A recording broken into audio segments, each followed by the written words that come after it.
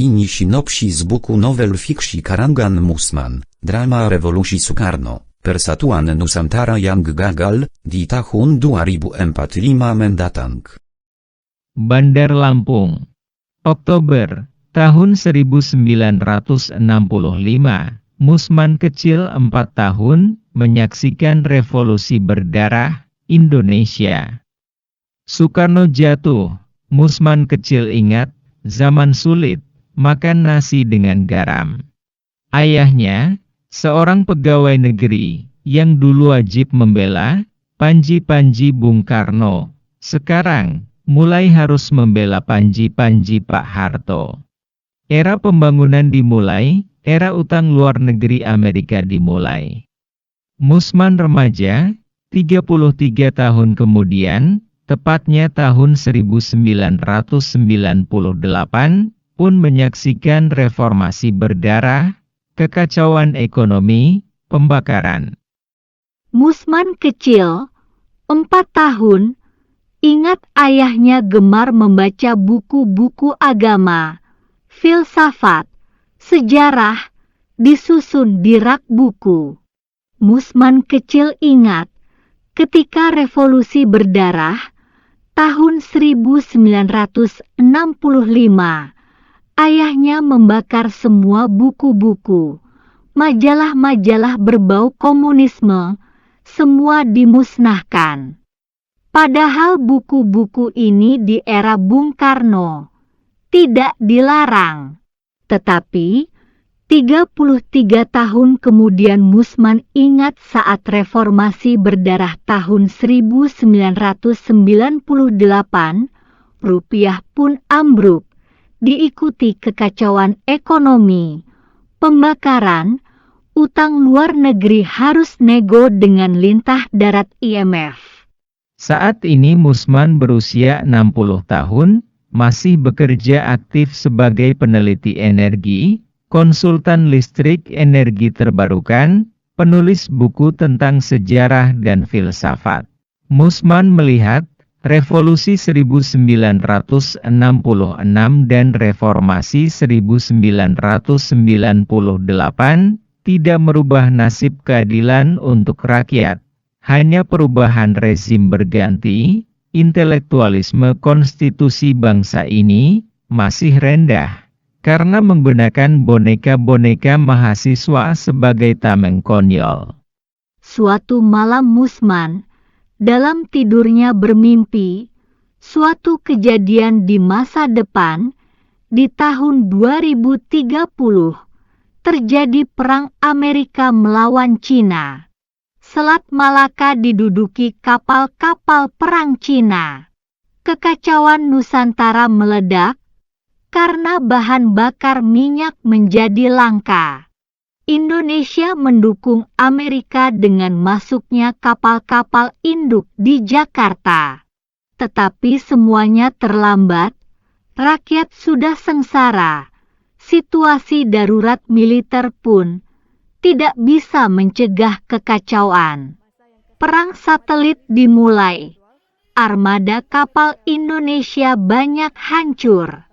Malaysia dan Singapura, yang sebagian besar penduduknya bisa berbahasa Mandarin, mengambil sikap netral dalam Perang Amerika-Cina tahun 2030.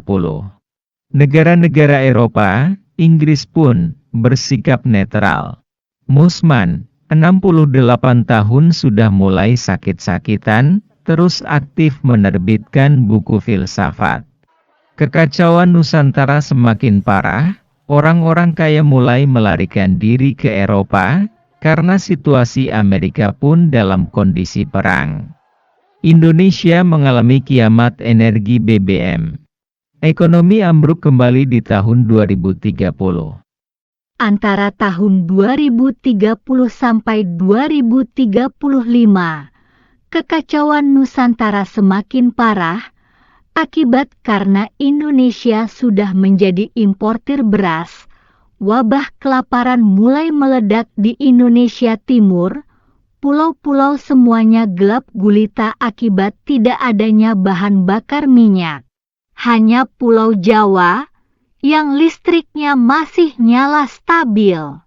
Akibat kampanye anti-Cina sejak 65 tahun era Pak Harto tahun 1965, persatuan Indonesia pun mulai ambruk. Cina sudah menguasai Selat Malaka. Indonesia tidak siap. Antara tahun 2035 sampai 2040, akhirnya Amerika menyatakan damai ke Cina. Negara Taiwan sudah dikuasai kembali oleh Cina. Sedangkan di Indonesia, para petualang politik, petualang konglomerat tambang, petualang perkebunan sudah melarikan diri ke Eropa. Tidak ada cerita Indonesia emas, 100 tahun merdeka, akhirnya bubar. Para intelektual bangsa mulai bersungguh-sungguh bermusyawarah tentang masa depan Indonesia yang sudah terkoyak. Tidak ada demo boneka-boneka mahasiswa. Kota Bumi, Lampung Utara di tahun 2045. Musman si tua bangka, sudah sakit parah di usianya 83 tahun. Akhirnya wafat akibat serangan jantung. Indonesia bersatu sudah tidak ada lagi. Jakarta sudah tidak punya uang lagi. Jakarta sudah tidak bisa minta utang luar negeri ke negara-negara donor. Tahun 2040 sampai tahun 2045, para intelektual Nusantara terus bermusyawarah tentang format masa depan negara. Bangun, sadar Pak Musman tua bangka, kamu mimpi, gawat sekali, kerusuhan, pembakaran di mana-mana. Kota Bumi Lampung Utara, tahun 2030, di malam hujan rintik-rintik, Pak Musman terbangun dari mimpi buruknya. Indonesia pun mengalami pergolakan berdarah-darah kembali, setelah sebelumnya dikuasai segelintir oligarki orang-orang kaya, petualang politik, menjajah bangsanya sendiri. 270 juta penduduk Indonesia akhirnya mengalami kemiskinan kelaparan lagi, setelah Selat Malaka dikuasai Cina, dan akibat mendukung Amerika selama 60 tahun dengan propaganda anti-Cina. Demikian kisah perjalanan drama hidup Pak Musman, penulis buku Filsafat, alumni Instytut Teknologii Bandung Teknik Elektro Angkatan tahun 80.